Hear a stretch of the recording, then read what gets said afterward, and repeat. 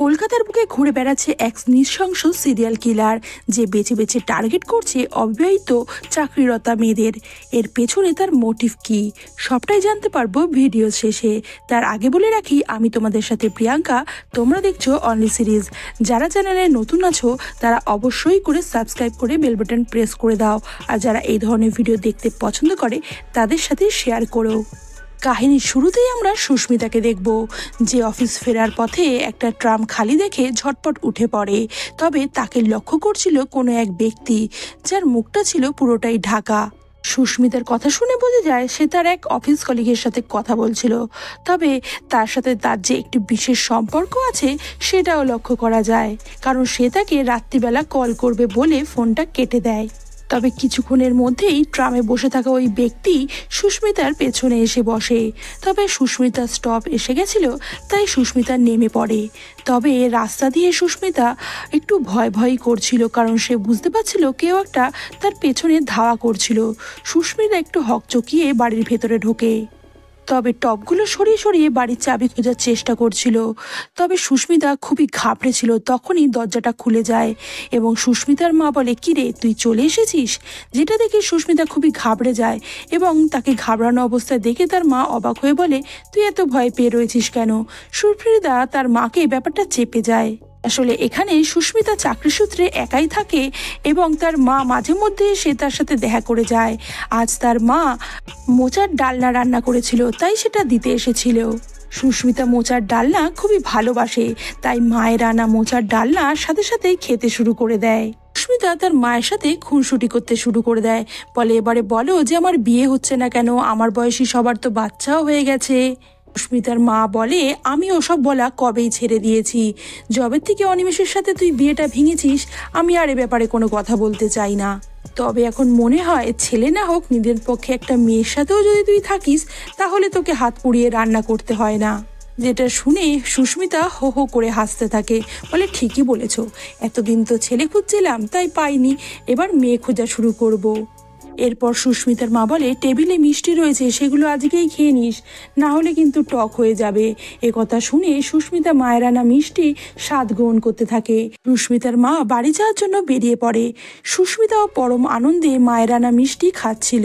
তবে একটা আওয়াজ পেয়ে পিছনে ঘুরতেই কেউ একটা মোটা রড দিয়ে তাকে আঘাত করতে শুরু করে। কিছুক্ষণ পর ডিএসপি কনিষ্কর কাছে ফোন যায় এক কর্তব্যরত অফিসারের এবং তাকে সবটা জানালে ডিএসপি তার স্ত্রী মিলিকে ঘটনা জানিয়ে তৎক্ষণাৎ বেরিয়ে যায়। কনিষ্ক ঘটনাস্থলে পৌঁছে যায়। তখন অলরেডি আইপিএস রিতেশ কুমার পৌঁছে গেছে, যে মাত্র 6 মাস হলো কাজে জয়েন করেছে। রিতেশ কনিষ্কর রাস্তা আটকে বলে, ভেতরে ভয়ঙ্কর পরিস্থিতি। কনিষ্ক একটু মুচকি হেসে রিতেশকে বলে, সোনা, এটা তোমার হয়তো প্রথম কেস, কিন্তু আমার চাকরি জীবনে এরকম কেস আমি অনেক কটাই সামলেছি। এই বলে কনিষ্ক ভেতরে চলে যায় এবং দেখে সারা ঘরে খাবার ছড়ানো এবং মেয়েটিকে মেরে চালচিত্রের মতো আটকে দিয়ে গেছে। যেটা দেখে পুরনো কিছু স্মৃতি মনে পড়ে যাচ্ছিল কনিষ্কর এবং তার জন্য তার শরীরটাও খুবই খারাপ হচ্ছিল। তবে তার অবস্থা রিতেশকে খুব একটা বুঝতে না দিয়ে কেস ডিটেল জানতে চায় কনিষ্ক। রিতেশ জানায় এখানে সুস্মিতা একাই থাকতো এবং সে জানতে পেরেছে 5 মাস আগে সুস্মিতার বিয়ে ঠিক হয়েছিল, যেটা সুস্মিতা নিজেই ভেঙেছে। কনিষ্ক রিতেশকে বলে যে ছেলেটার সাথে বিয়ে হওয়ার কথা ছিল তার সাথে গিয়ে যাতে রিতেশ কথা বলে। রিতেশ সুস্মিতার এক্স বয়ফ্রেন্ড অর্থাৎ অনিমেষের সাথে কথা বলে এসে জানায় যে অনিমেষ তাকে বলেছে সেই ব্যাপারে কিছুই জানতো না এবং সে তখন মুভি দেখতে গেছিল। দেশের বাংলাটা খুব একটা ভালো নয়, সেই জন্য কনিষ্ক তাকে মাঝে মধ্যে লেগ পুল করতো, বাকি সকলে সে নিয়ে হাসাহাসি করত। ফরেন্সিক ডিপার্টমেন্ট থেকে ছবিগুলো চলে আসলে অফিসার নাসির সেগুলো দেখে খুবই অবাক হয়ে বলে, এ তো সেই। তবে মাথা নেড়ে কনিষ্ক না বলে দুটো সেম নয়। কথাটা রিতেশ আর বিশ্ব দুজনেই খেয়াল করলেও নাসির কথাটা চেপে যায়। মিতার ছবিগুলো দেখে বিশ্ব বলে যে এই কাজটা করেছে তার গায়ে নিশ্চয়ই অনেক শক্তি, না হলে সুস্মিতাকে ধরে ওরকম ভাবে টাঙিয়ে দিতে পারতো না। কথা শুনে কনিষ্ক রিতেশের কাছে জানতে চায় যে সুস্মিতার এক্স বয়ফ্রেন্ড অনিমেষের চেহারা কেমন। তখনই রিতেশ জানায় যে তার চেহারা বেশ বলিষ্ঠ। কথা শুনে কনিষ্ক অনিমেষকে তুলে আনতে বলে রিতেশ আর বিশ্বকে। ওরা চলে যাওয়ার পর নাসির কনিষ্ককে বলে যে প্যাভলভে গিয়ে আমি কি একবার দেখে আসবো। কনিষ্ক একটু দোনমনো করেই তাকে দেখে আসার অনুমতি দেয়। নাসির প্যাভলভে কাকে দেখতে যাচ্ছে সেটা আমরা কিছুক্ষণের মধ্যেই জানতে পারবো। এরপর কনিষ্ক আজ একটু তাড়াতাড়ি বাড়ি ফিরে আসে, যেটা দেখে তার ওয়াইফ মিলি খুবই অবাক হয়, কারণ যে কেসটা নিয়ে পুরো কলকাতায় হইচই পড়ে গেছে সেই কেসের ইনভেস্টিগেশন অফিসার হয়েও সে তাড়াতাড়ি কিভাবে চলে আসলো। একথা শুনে কনিষ্ক খুবই রেগে যায়, কারণ তার মনে হতে থাকে যে তার বাড়িতে সে কি নিজের মর্জিতে আসতেও পারবে না। মিলি ওয়ার্ক ফ্রম হোম করে, তবে এই কাজ নিয়ে খোঁটা দিতে ছাড়ে না কনিষ্ক। এক কথায় দু কথায় তাদের মধ্যে একটু ঝামেলা বেঁধে যায়। অন্যদিকে রিতেশ তার গার্লফ্রেন্ড পূরবীর সাথে দেখা করতে আসে এবং সে জানায় যে সে যখন এত ভালো পোস্টে চাকরি পেয়েছে সে ভেবেছিল সে একাই হয়তো কেসটা ইনভেস্টিগেশন করবে, কিন্তু বাকি সকলের সাথে তাকে কেসটা ইনভেস্টিগেট করতে হচ্ছে এবং সকলে তাকে ইন্টার্নের মতো ট্রিট করে, যেটার জন্য সে খুবই আপসেট হয়েছিল। তবে পূরবী তাকে সান্ত্বনা দিয়ে বলে সব ঠিক হয়ে যাবে। এদিকে নাসির ভাইয়ের বাড়ি ফিরতে আজ দেরি হয়ে গেছিল, তাই তার মেয়ে পুতুলের আয়া একটু চিৎকার চেঁচামেচি করে, কারণ তার মেয়ে পুতুল তার হাতে কোনোদিনই খায় না, না খেয়ে বসে থাকে বাবার জন্য। নাসির ভাইয়ের যতই দেরি হোক পুতুল খেতে চায় না, তার বাবার জন্য অপেক্ষা করে। নাসির ভাই পরম স্নেহে আদরের মেয়ে পুতুলকে খাইয়ে দেয়, তবে পুতুল স্পেশাল চাইল্ড হলেও সে বুঝতে পারে তার জন্যে তার বাবার অনেক কষ্ট। অন্যদিকে অফিসার বিশ্বকে দেখা যায় যে রাতের নিঃসঙ্গতা কাটাতে অন্ধকার গলিতে জবার সাথে টাইম স্পেন্ড করে। জবাকে সে খুবই পছন্দ করে, কারণ এই গলিতেই সে অন্য কারোর ঘরে সে কখনোই যায় না। সেদিন অনিমেষকে ইন্টারোগেট করার জন্য নিয়ে আসা হয়। অনিমেষ জানায় যে সে রাতে সে মুভি দেখছিল। আসলে অনিমেষ ফিল্ম ক্রিটিক, তাই একা একা মুভি দেখা তার অভ্যাস। তবে অনিমেষের কথায় কনিষ্ক খুব একটা ভরসা করে না। সে বারংবার জানতে চায় যে সুস্মিতার সাথে তার কি কোনো শারীরিক ঘনিষ্ঠতা ছিল। অনিমেষ একটু ইতস্ততভাবে হ্যাঁ বললে কনিষ্ক বলে যে সুস্মিতাকে যখন মারা হয়েছে তার সাথে কোনো শারীরিক অসভ্যতা সে করেনি, তাহলে এটা নিছকই রিভেঞ্জ, আর যার মোটিভ তোমার কাছে ক্লিয়ার। অন্যদিকে আরেকটি মেয়েকে দেখানো হয় যে অফিস থেকে বাড়ি ফিরছিল, তখনই তার পিছনে ধাওয়া করে সেই সিরিয়াল কিলার এবং একটা ফাঁকা জায়গায় একা পেয়ে তাকে শেষ করে দেয়। এদিকে বিশ্ব এসে খবর দেয় যে একইভাবে ঠিক আরেকজনকে মেরে ফেলা হয়েছে। একথা শুনে অনিমেষকে ছেড়ে দেয় এবং তড়িঘড়ি ঘটনাস্থলে পৌঁছে শরীর খারাপ হয়ে যায় কনিষ্কর, কারণ পুরনো সব স্মৃতি তার মনে পড়ে যায়। অফিসার নাসির একটু জোর করেই কনিষ্ককে বাড়ি ফিরতে বলে। কনিষ্ক বাড়ি ফিরে আসলে কনিষ্কর অবস্থা খুবই খারাপ দেখে মিলি তার পুরনো ওষুধগুলো ঘাটাঘাটি করছিল, তবে সেগুলো সব এক্সপায়ার হয়ে গেছে। মিলি বলে আবার ডক্টরের কাছে যেতে হবে। কনিষ্ক মিলিকে বলে আবার একইভাবে মেয়েগুলোকে মারা হচ্ছে। এদিকে আমরা দেখি অফিসার নাসিরের কাছে রিতেশ জানতে চায় যে সেদিন আপনি বলছিলেন যে সেম, তবে স্যার বললেন যে সেম নয়, কোন ঘটনার কথা তিনি বলছিলেন। তখনই নাসির তাকে জানায় যে 11 বছর আগে এমনই একটা ঘটনা তারা দেখেছিলে, শহর কলকাতার 15 জন মেয়েকে এইভাবেই মরতে হয়েছিল। সেই ঘটনার পর থেকেই কনিষ্ক স্যারের একটা প্যানিক অ্যাটাক শুরু হয়ে যাচ্ছিল, কারণ তিনি সব সময় ওই একই চিন্তা করতেন। কনিষ্ক স্যার একবার ফলস এভিডেন্স দেখে ভুল মানুষকে গ্রেপ্তার করেছিলেন, কিন্তু তখনও মৃত্যুগুলো চলছিল, তাই তাকে ছেড়ে দেওয়া হয়। তারপরে মহালয়ার দিন ভুবন হালদার এসে নিজেকে স্যারেন্ডার করে। আসলে সে মনে করে যে দেবী হিসেবেই মেয়েগুলোকে সে মেরেছে এবং মহালয়ার দিন মা দুর্গা 15 জন অসুরকে দমন করেছিলেন। নিজেকে অসুর মনে করেই সেদিন স্যারেন্ডার করেছিলেন ভুবনবাবু। তবে অনেকদিন কেস চললেও তার উকিল সাব্যস্ত করেছিল তিনি মানসিক রোগী, তাই তিনি প্যাভলভে রয়েছেন। অফিসার নাসির সেদিন প্যাভলভে গিয়ে ভুবনকে দেখে এসেছে, সে এই কাজ করেনি, তবে অন্য কেউ। পরের দিন কেসটা নিয়ে আরও ডিটেলে স্টাডি করার পর সকলে মনে করে যে ভুবন হালদারের সাথে একবার গিয়ে কথা বলা উচিত, তাই সেখানে কনিষ্ক আর রিতেশ যায়। তবে ভুবন হালদার এসে কনিষ্ককে ভালোভাবেই চিনতে পারে এবং তার কথাবার্তায় বোঝা যায় তিনি মোটেও মানসিক ভারসাম্যহীন নন। কনিষ্ক ভুবনকে ওই মৃত মেয়েগুলোর ফটো দেখালে ভুবন খুবই অবাক হয় এবং বলে তোমরা কি এক্সপার্ট আইডিয়া নিতে এসেছো? এবং প্রথমটায় ভুবন তাদের সাথে কোঅপারেট করে না, তারপরে বলে ধরিয়ে দিলে কি তোমরা সত্যি ধরতে পারবে। এই বলে ভুবন কনিষ্ককে বলে সে যেই মেয়েগুলোকে মেরেছিল সেগুলোকে দেবী রূপ দিয়েছিল, তবে এখানে যেই মেয়েগুলোকে মারা হয়েছে তাদের বধূ রূপ দেওয়া হয়েছে। দুজনের চিন্তাধারার বিস্তর ফারাক রয়েছে, যেগুলো দেখে কনিষ্ক খুবই বুঝতে পারে যে তারা কি ভুল করছিল এতদিন। এবং ভুবনবাবু এক প্রকার তাদের চিন্তা ভাবনার দরজা খুলে দিয়েছে। তাই কনিষ্ক আজ খুবই খুশি এবং রিতেশকে সোজা নিয়ে যায় একটা রেস্টুরেন্টে এবং বিরিয়ানি খায়।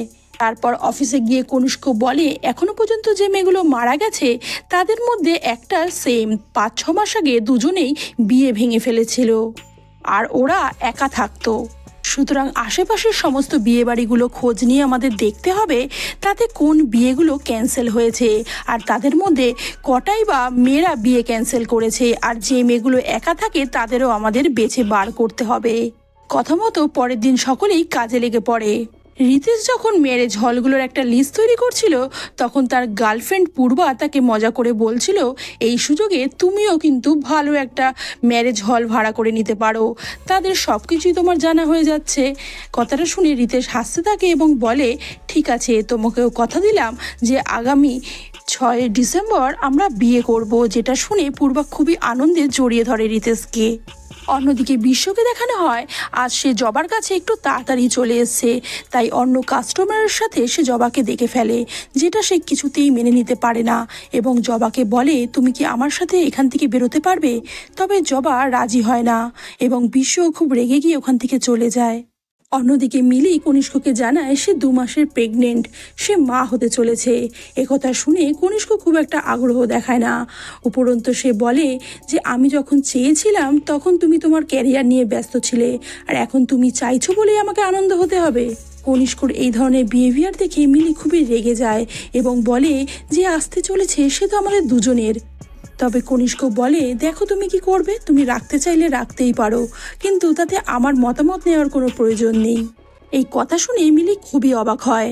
পরের দিন শর্ট লিস্টেড করে 4টি এমন মেয়েকে পাওয়া যায় যারা নিজেরা বিয়ে ক্যান্সেল করেছে এবং একা থাকে, তাই ঠিক হয় আজকে রাত থেকেই তারা মেয়েগুলোর ওপর নজর রাখবে। অফিসার নাসির জানায় যে রাতে তার মেয়ে পুতুলকে একা রাখতে তার একটু প্রবলেমই হবে, তবে সে একটা আয়ার ব্যবস্থা করবে। আসলে তার মেয়ে পুতুল আয়াদের কাছেই বড় হয়েছে, তাই নাসির চায় 6 মাস পর সে যখন রিটায়ার হবে সব সময় সে তার মেয়ের সাথেই থাকবে।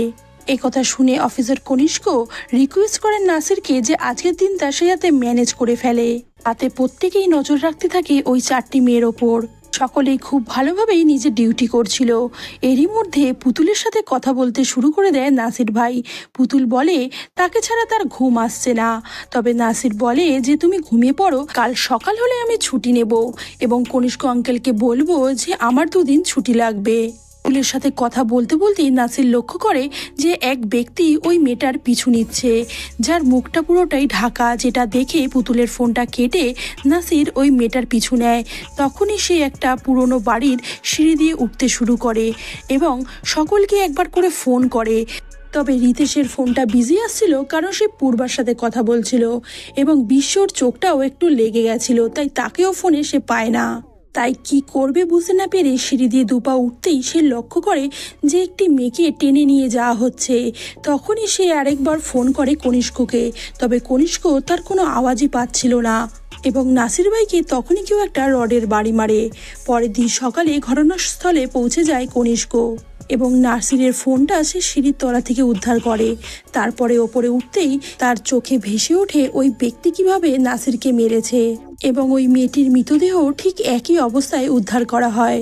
এরপরে কনিষ্ক যায় পুতুলের কাছে তার বাবার মৃত্যুর খবর দিতে, কিন্তু পুতুল মনে করে তার বাবাকে কনিষ্ক আঙ্কেল আসতে দিচ্ছে না, তাই সে এখানে এসেছে। কিন্তু কনিষ্কর কাছে বাবার মৃত্যুর খবর শুনে পুতুল কাঁদতে শুরু করে, বলে বাবা পালিয়ে গেল, আমি বাবাকে খুবই জ্বালাতন করতাম, তাই বাবা কোনোদিন শান্তি পায়নি, তাই বাবা মৃত্যুর মুখে চলে গেছে, পালিয়ে গেছে বাবা। যেটা শুনে কনিষ্ক কাঁদতে থাকে এবং প্রতিজ্ঞা করে যে কোনো উপায়ে ওই ব্যক্তিকে সে ধরবেই। কনিষ্ক খুবই কষ্ট পায় কারণ সেই নাসিরকে রিকোয়েস্ট করেছিল যে রাত্রেটা সে যাতে ওই মেয়েটার ওপর নজর রাখে, না হলে আজকে হয়তো নাসির বেঁচে থাকতো। কনিষ্ক মিলির কাছেও ক্ষমা চায়, কারণ সে বুঝতে পারে সে ভুল করেছে। মিলি কত আনন্দের সাথে তাদের সন্তানের খবরটা তাকে জানাতে এসেছিল, কিন্তু তার নিজের ইগোর জন্য সে ভালো জিনিসটাকেও মেনে নিতে পারে না। মিলির কাছে বারংবার ক্ষমা চেয়ে কনিষ্ক বলে যে আমাদের সন্তানকে আমরা পৃথিবীর আলো দেখাবো, খুব ভালোবাসা দিয়েই বড় করে তুলবো। অন্যদিকে নাসিরের খবরটা টিভিতে দেখে পূরবীর বাবা মা খুবই চিন্তায় থাকে এবং তারা রিতেশকে ডেকে পাঠায় এবং বলে যে কোনো না কোনো দিন হয়তো তোমার সাথেও এরকম হবে, তখন আমার মেয়ের কি হবে। তারা মেয়ের জন্য খুবই চিন্তিত। তবে রিতেশ তাদের বারংবার বোঝানোর চেষ্টা করে যে সে যেই কাজটা করে তাতে সে নিজেকে খুবই প্রাউড ফিল করে, তাই সে কখনোই কাজটা ছেড়ে দিতে পারবে না, তবে তার মেয়ের খেয়ালও সে রাখবে। অন্যদিকে বিশ্বকে দেখানো হয় সেও জবার সাথে দেখা করতে গেছে এবং সে বলছে যে নাসির ভাই মারা গেছে, তাই আজ রাতটা সে কোনোভাবেই একা থাকতে চায় না, তাই আজ রাতটা জবার সাথে শুধুমাত্র গল্প করেই সে কাটাতে চায়। পরের দিন নাসির ভাইকে শেষ যাত্রায় সকলেই শ্রদ্ধা জানায়। অন্যদিকে রাতে রিতেশ আর বিশ্ব এক জায়গায় ড্রিঙ্কস করছিল এবং সেখানেই ড্রিঙ্কস করতে করতে রিতেশ একটু ইমোশনাল হয়ে পড়ে এবং বলে যে ওই মেয়েগুলোর বদলে আমাদের সকলকে ওই জায়গায় টানিয়ে দেওয়া উচিত, কারণ আমরা কেউই শহরে এতগুলো মৃত্যু ঘটে যাচ্ছে কিন্তু আসল যে কাজটা করেছে তাকে ধরতে পারছি না, আমাদের এইভাবে বেঁচে থেকে কি লাভ, এই বলে চিৎকার চেঁচামেচি করতে শুরু করে দেয়। রিতেশকে আটকানোর অনেকবার চেষ্টা করে বিশ্ব, কিন্তু পারে না। তখনই সেখানে এক ইউটিউবার ছিল, এই পুরো ভিডিও ফুটেজটা সে তুলে সোশ্যাল মিডিয়ায় ছেড়ে দেয়। এটা পরের দিন খবরের কাগজের হেডলাইনে চলে আসে এবং রিতেশকে সাসপেন্ড করে দেওয়া হয়, যেটা শুনে পূরবীর বাবা মা তাকে জানিয়ে দেয় তারা কিছুতেই রিতেশের সাথে তাকে বিয়ে দেবে না। রিতেশকে ফোন করে পূরবী এই কথাটাই সেদিন রাত্রে জানিয়ে দেয়। যে পরের দিন সকাল থেকেই রিপোর্টাররা হত্যে দিয়ে পড়ে থাকে পূরবীর বাড়ির বাইরে। তবে পূরবীর মা বাবা কিছুতেই সেটা মেনে নিতে পারছিল না, তাই তারা ছুটি কাটাতে কদিনের জন্য চলে যায়। পূরবী যেতে চায় না, তাই পূরবী বাড়িতে একাই ছিল। এই পুরো ঘটনাটাই টিভিতে টেলিকাস্ট করা হয়। রাতে পূরবী যখন মোবাইল ঘাঁটছিল হঠাৎ করেই কারেন্ট চলে যায়। পূরবী কি হয়েছে দেখতে গেলে পেছন থেকে এক ব্যক্তি এসে তার ওপর রডের বাড়ি মারতে যায়। তখনই সেখানে চলে আসে অফিসার রিতেশ এবং ওই ব্যক্তির সাথে মারপিট হতে হতে একসময় রিতেশ ওই ব্যক্তিকে অ্যারেস্ট করে নেয়। ওই ব্যক্তিকে কনিষ্ক এসে ইন্টারোগেট করা শুরু করে দেয়, বলে অনেক তো হলো, এবার পুলিশের হাতে ধরা পড়তেই হলো। তখন ওই ব্যক্তি হাসতে হাসতে বলে, কে আমাকে ধরেছে, আমি ধরা দিয়েছি তাই ধরতে পেরেছেন। কথা শুনে অফিসার কনিষ্ক খুবই অবাক হয় এবং ওই ব্যক্তি বলে সেদিন আপনারাই ইউটিউবারকে ভাড়া করে নিয়েছিলেন এবং টাকা খাইয়ে আপনারাই এই কাজটা টেলিকাস্ট করিয়েছিলেন, সবটা আমি জানি। এই পুরো ঘটনাটাই যে আপনাদের প্ল্যান ছিল সেটা আমি ভালো মতোই জানি। অফিসার কনিষ্ক অবাক হয়ে বলে, তাহলে তুমি ধরা দিলে কেন? যেটা শুনে ওই ব্যক্তি বলে, ধরা দিলাম কারণ পুরনো কিছু ঘটনা আপনাকে মনে করানোর আছে। যেটা শুনে কনিষ্ক খুবই অবাক হয়। এই ব্যক্তি তখন একটা ঘটনা শোনায় কনিষ্ককে, বলে প্রফেসর দীননাথ দত্তকে মনে আছে, যে কলেজে খুবই ফেমাস ছিল তার লেকচারের জন্য এবং মেয়েরা তার প্রেমে হামেশাই পড়তো। সেরকমই একদিন ছিল, সেদিন যখন একটি মেয়ে তার প্রেমে পড়েছিল এবং লিফটে তাকে একা পেয়ে তার সাথে ঘনিষ্ঠ হওয়ার চেষ্টা করে। তবে প্রফেসর তাকে ধমকে সেখান থেকে বের করে দিলে সকলের সামনে অপমানিত হয় ওই মেয়েটি এবং রিভেঞ্জ নেওয়ার জন্য সেদিন বাড়িতে চলে আসে এবং দেখানো হয় দীননাথ দত্তের ছেলে হলো এই ব্যক্তি। সেদিন তার বাবা যখন কলেজে বিজি ছিল তখন ওই মেয়েটি বাড়িতে আসে এবং তার বাবার একটি ফাইল নিয়ে যাওয়ার নাম করে সেখানে ঢোকে। সেখানে একটা বিয়ের কার্ডও ছিল। আসলে ওই ছেলেটির মা বিয়ের নিমন্ত্রণ করতে গেছিল, 1 মাসের মধ্যেই তাদের বিয়ে। ওই মেয়েটি ফাইল খোঁজার নাম করে ওই ছেলেটিকে একটু জল আনতে পাঠায়। তখনই ছেলেটি জল নিয়ে আসে এবং ওই মেয়েটি সেই সুযোগে সেখানে একটা খামে করে কিছু জিনিস রেখে দিয়ে পালিয়ে যায়। তবে ছেলেটা সেটা বুঝতে পারে না। তারপর একটা বেনামে ফোন যায় পুলিশের কাছে এবং পুলিশ এসে সার্চ করে ওই প্লাস্টিকটা উদ্ধার করে, যার মধ্যে ছিল একচালা ঠাকুরের বিভিন্ন সরঞ্জাম, যেগুলো দেখে সেদিন তারা মনে করেছিল ওই মেয়েগুলোকে মারার পিছনে এই প্রফেসরই হাত হয়ে রয়েছে। এই তারা কোনো কিছু যাচাই না করে তার বাবাকে গ্রেপ্তার করে এবং সেই গ্রেপ্তার করতে এসেছিল এই অফিসার কনিষ্ক। কনিষ্ক সেদিন সত্য মিথ্যা কোনো কিছুই যাচাই না করে তার বাবাকে গ্রেপ্তার করেছিল। আজ এই ঘটনাটা বললে কনিষ্ক সরি বলে, বারংবার ক্ষমা চায় যে তার সেদিন ভুল হয়েছিল। আসলে ওপর মহলের এত চাপ ছিল আর চোখের সামনে যখন সমস্ত প্রমাণ ছিল, তাই তারা অন্য কিছু আর ভাবতে পারেনি। দীননাথ বাবুর ছেলে জানায় যে কিছুদিন পর তার বাবাকে তারা ছেড়ে দিয়েছিল ঠিকই, কিন্তু তার বাবাকে আর কেউ প্রফেসর বলে ডাকেনি। তার বাবা সমাজের ভয়ে নিজেকে শেষ করে দিতে বাধ্য হয়েছিল। এতদিন পর্যন্ত তার মা ছিল, তবে আগের মাসে তার মাও মারা গেছে এবং তার সাথে যে মেয়েটির বিয়ে হওয়ার কথা ছিল সেই মেয়েটিও তাদের বিয়ে ভেঙে দিয়েছিল। সুতরাং তার জীবন যে কিভাবে কেটেছে একমাত্র সেই জানে। অফিসার কনিষ্ক যে ভুলটা করেছিল তারা নিজেদের জীবন দিয়ে সেটা চুকিয়েছে। সুতরাং ওই ভুলের মাসুল যে কনিষ্ককেও দিতে হবে সেটা সে পরিষ্কার জানিয়ে দেয় এবং বলে যে আপনার স্ত্রী মিলি এখন আমার কবজায়। ওই ব্যক্তি কনিষ্ককে জানায় যে তার হাতে 4 ঘন্টা বা তার থেকেও কম সময় রয়েছে। যে মেয়েটি তার বাবাকে ফাঁসিয়েছিল সেই মেয়েটি সোনারপুরে বিয়ে হয়েছে। তার স্বামীর নাম প্রণব পাল। সে যদি প্রণব পালকে মিথ্যা অভিযোগে ফাঁসাতে পারে তাহলেই তার বউকে ছেড়ে দেবে। এই কথা শুনে কনিষ্ক খুবই রেগে যায়, কিন্তু ওই ব্যক্তির মুখে ছিল অমলিন হাসি, যেটা দেখে খুবই রেগে গিয়ে সেখান থেকে বেরিয়ে যায় কনিষ্ক। তবে বাইরে থেকে সবটাই শুনছিল রিতেশ।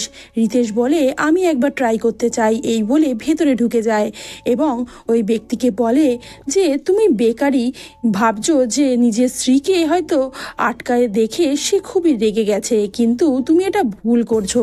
সে মোটেও নিজের স্ত্রীকে খুঁজবে না, কারণ আমরা সকলেই জানি কনিষ্ক স্যার এবং তার ওয়াইফের মধ্যে অনেক দিন ধরে খুবই ঝামেলা। তাই তোমাকে একদিকে সে গ্রেপ্তার করে ফেলেছে আর নিজের ওয়াইফের হাত থেকেও সে ছুটকারা পেয়ে গেছে। তার লাইফটা যে ঝিঙ্গালালা হয়ে গেছে তোমাকে বলতেই এটা বাধা নেই। তবে এই কথা শুনে ওই ব্যক্তি একটু টেনশনে পড়ে যায়। তারপরে খিকি হেসে বলে তুমি একটা বোকা ছেলে, কারণ কারো ঘর ভেঙে যাওয়ার সময় তারা কখনো বেবির প্ল্যান করে না। আসলে মিলি যে প্রেগনেন্ট ছিল এ কথা তার রিতেশ জানে না, আর কিভাবেই বা জানবে? এসব কথা কি জুনিয়রদের সঙ্গে শেয়ার করা যায়? এসব কথা বলতে বলতেই ওই ব্যক্তি হঠাৎ করে নিজের পাটা তুলে দেয় ডেস্কের ওপরে এবং দূর থেকে দাঁড়িয়ে কনিষ্ক সবটাই লক্ষ্য করছিল। তখনই তার জুতোর মাটিটা সে দেখে ফেলে এবং তার মনে পড়ে যায় তার বাবাকে যখন সেমিট্রিতে গ্রেপ্তার করতে গেছিল তখন তার বাবা ওখানকার মাটি তুলে তাকে দেখাচ্ছিল এবং বলছিল যে এইটাই হচ্ছে যোগ্যস্থান হ্যামলেট পড়ানোর। যেটা শুনে তখনই তার মনে পড়ে যায় সেদিনকার ঘটনা এবং সে দৌড়ে রুমে ঢুকে যায় এবং রিতেশকে বলে তাড়াতাড়ি চলো। যেটা শুনে খুবই অবাক হয়ে যায় ওই ব্যক্তি, তবে সে কিছুই বুঝতে পারে না। তড়িঘড়ি সকলে মিলে চলে যায় সেমিট্রিতে সব কবর খোঁড়ার জন্য। তবে বেশ অনেকক্ষণ পরেই তারা মিলিকে উদ্ধার করতে পারে। ততক্ষণে মিলির শরীরটা অনেকটাই খারাপ হয়ে গেছিল। মিলিকে তড়িঘড়ি হসপিটালে ভর্তি করানো হলেও মিলির সন্তানকে তারা বাঁচাতে পারেনি, কারণ ওর ভেতরে সাফোকেশনের জন্য তার সন্তান নিঃশ্বাস নেওয়া বন্ধ করে দিয়েছিল। তবে মিলি সুস্থ আছে এবং তাড়াতাড়ি তাকে ছেড়ে দেওয়া হবে।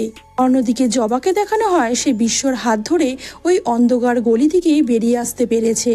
এদিকে আজ রিতেশ আর পূরবীর রেজিস্ট্রি, তারা দুজনেই খুবই হ্যাপি ছিল। কনিষ্ক মিলিকে বাড়িতে নিয়ে আসে এবং বলে তোমার জন্য একটা সারপ্রাইজ আছে। মিলি দেখে সেখানে পুতুলকে নিয়ে আসা হয়েছে এবং যাকে দেখে মিলিও খুব খুশি হয়। পুতুল বলে এতদিন পর আমার চেয়ারটা একটা সাথী পেল, আর মিলি বলে তুমিও তো একটা সাথী পেলে। এই বলে পরম স্নেহে মিলি জড়িয়ে ধরে পুতুলকে এবং এখানেই শেষ হয় আজকের কাহিনী। ভিডিওটি ভালো লাগলে অবশ্যই করে লাইক অ্যান্ড শেয়ার করে দিও। মনে রাখবে তোমাদের এক একটি লাইক এবং কমেন্ট আমাদের এই ধরনের ভিডিও তৈরি করতে আরও উৎসাহী করে। দেখা হচ্ছে আরও কোনো ইন্টারেস্টিং ভিডিওর সাথে। ততক্ষণের জন্য খুব ভালো থেকো, সুস্থ থেকো।